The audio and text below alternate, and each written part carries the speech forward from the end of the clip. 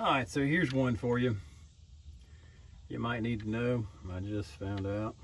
So I'm putting this motor mount on this 2007 Honda Pilot. Let me try to show you what I found here because I wanted to. This mount, the top of the motor mount, got a mount to these 3 holes, right? Well, I wanted to clean these threads up. So I sprayed some cleaner up in there, sprayed some up in there, kind of stick a wire brush in there, spray it out again.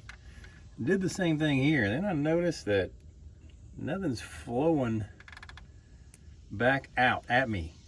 And I was like, oh crap. So if you'll see this tube here, it just kind of goes all the way up in there. So it leads somewhere. And not good, because I just shot a bunch of daggum cleaner up in there, and then also some deep creep. Just lube it.